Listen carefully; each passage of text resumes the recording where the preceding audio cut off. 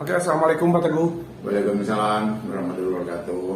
Pak Teguh, melihat kemarin sempat ramai dibicarakan RUU Advokat ini, gimana tanggapan Bapak sebagai Ketua Persatuan Advokat Terari? Ya. Jadi kemarin bukan tentang RUU Advokat, tapi RUU KUHAP. KUHAP itu Kitab Undang-Undang Hukum Acara Pidana. Sebenarnya kenapa KUHAP dibahas, perlu ada pembaharuan dengan adanya RUU KUHAP ini adalah dikarenakan KUH pidana itu sudah dirubah, sudah disahkan, sudah diundangkan, dan tahun 2026 besok berlaku bagi seluruh rakyat Indonesia. Karenanya KUHP-nya baru, KUHAP-nya juga harus disesuaikan, diselaraskan. Jangan memakai KUHAP produk tahun 81 yang dulu saya pun ikut berjuang, begitu hebat kuatnya, tetapi tetap kalah dengan kekuasaan.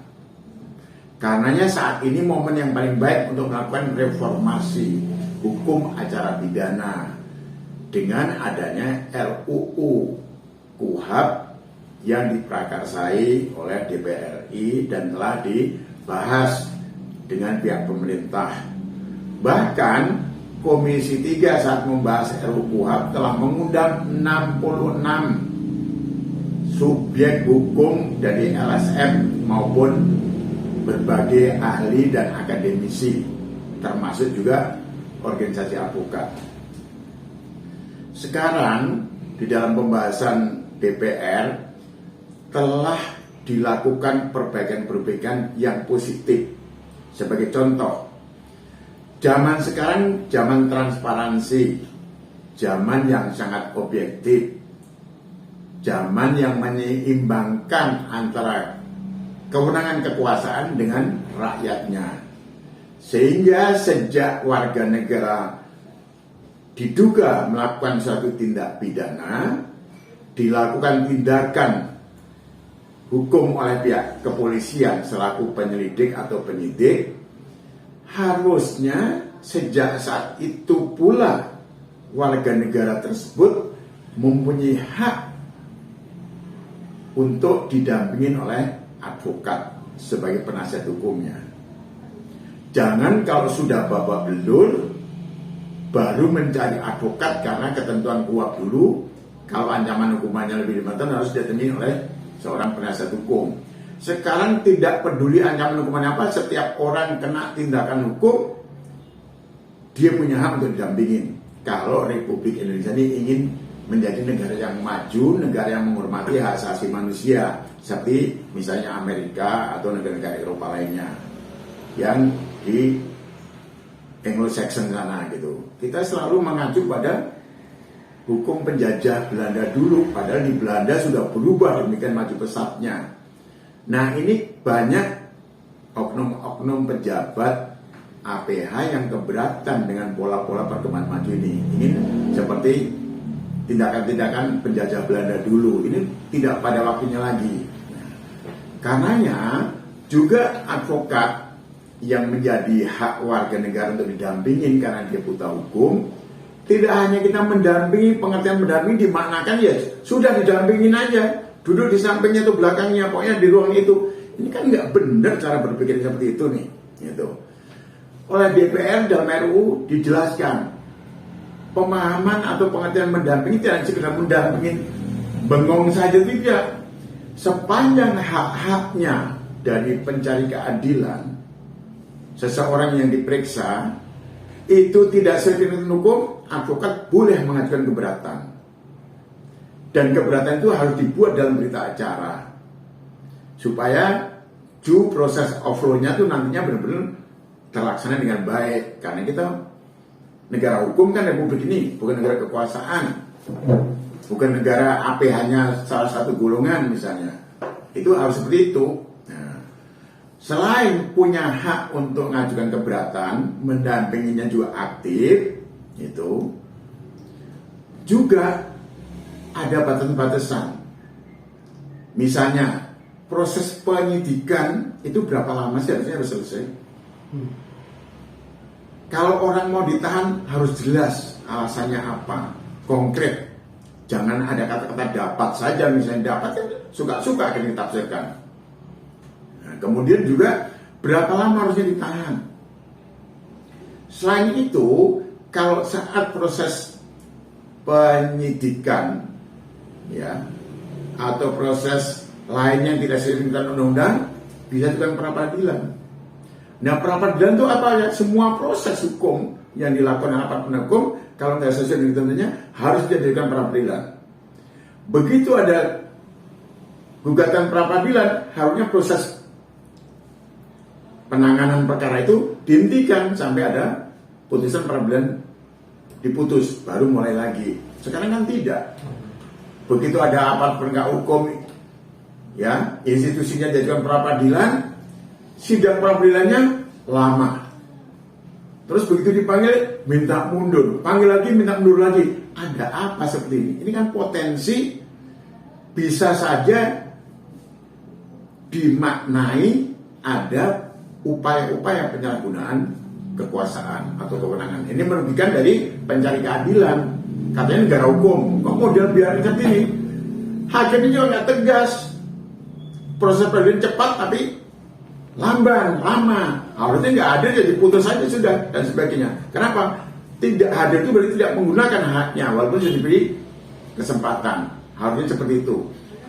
Nah, salah satu yang dibahas kemarin menyangkut hal seperti yang saya kemukakan, diantaranya itu masih banyak lagi lainnya. Kemudian masa penahanan dan proses peradilannya juga harus jelas, batas waktunya berapa lama dan sebagainya. Kita jangan semata-mata setiap tindak kejahatan, apalagi kejahatan-kejahatan yang ringan atau kelalaian dan sebagainya selalu ya ruda paksa harus ditahan dan sebagainya. Kalau koruptor boleh mau langsung ditangkap, ditahan semuanya nggak apa-apa. Ini kalau dalam kita dalam program masyarakat kan ada restoratif justice. Restoratif justice itu kan hubungan kita kan kekeluargaan, bisa nggak sekian kekeluargaan. Daripada proses peradilan jadi musuhan, anak turunannya saling bermusuhan kan tidak bagus juga.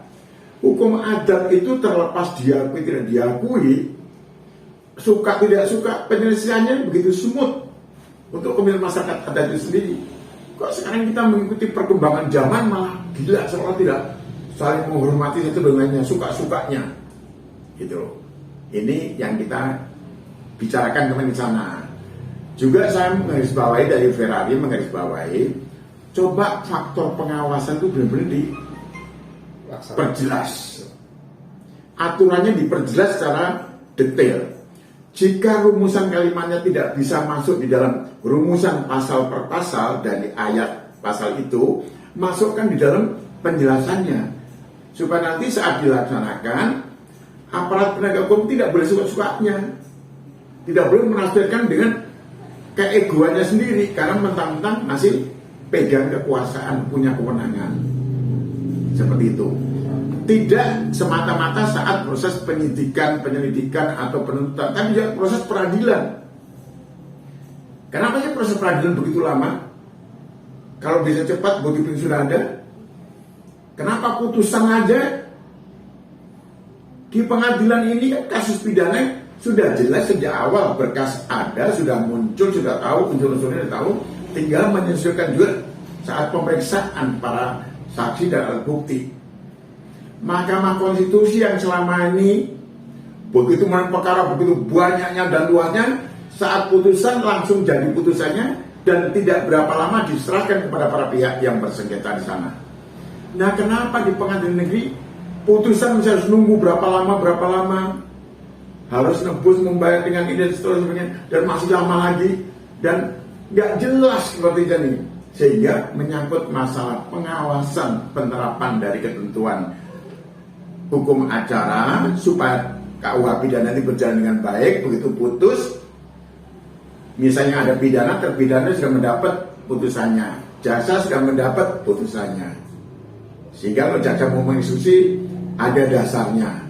Nanti juga pihak lembaga pemasyarakatan sudah menerima salinan putusannya, bukan cuma petikan bunyi diktumnya itu tidak, tapi menyeluruh. Kenapa lembaga peradilan umum tidak mau mensupport DPR harus mensahkan RUU KUHP pada tahun 2025 ini? Karena apa? 2026 KUHP baru berlaku. Oke, Seperti itu. 2026 udah Ya, Januari udah berlaku. Kalau ini sampai belum ada, kita timpang nanti. Ketentuan KUHP yang lama, yang nggak karu-karuan, masih penuh tekanan-tekanan yang nggak ada reformasi dengan keragaman dan kemajuan kultur maupun peraturan perundangan, masih tetap aja masih dipakai seperti itu. Oke, Pak Teguh, ini kan banyak organisasi advokat di Indonesia. Ya. Kalau nggak salah ada berapa? Ada 10 Lebih banyak sekali. Nah, itu kan ya mungkin tujuannya sama, Ya. soal hukum. Ya. Cuman visi dan misinya kan juga ada yang sama, ada yang berbeda. Ya. Ini bagaimana menyeragamkan visi mereka untuk RUU KUHP ini? Ya. Itulah Jadi itulah hebatnya advokat ya. Jadi organisasi boleh banyak karena konstitusi kita, Undang-Undang Dasar Negara Republik Indonesia tahun 1945 itu menjamin setiap orang bebas untuk mengikuti mendirikan organisasi apapun juga sepanjang asasnya adalah Undang-Undang Dasar dan Pancasila. Advokat, kenapa advokat mesti disatukan? Emang ini zaman Orde Baru memang serba satu. Kebebasan berserikat, kebebasan berorganisasi silakan. Dasarnya mereka harus kiblatnya ke Undang-Undang Dasar dan Pancasila. Nah, di sini kok bisa bersatu? Inilah kepentingan kita. Organisasi kepentingan dalam mengatur antara rekan-rekan kita, anggota organisasi. Ini adalah kepentingan nasional yang sumbernya ada di Pancasila dan Undang Dasar Negara Republik Indonesia tahun 45, sehingga kita bersatu.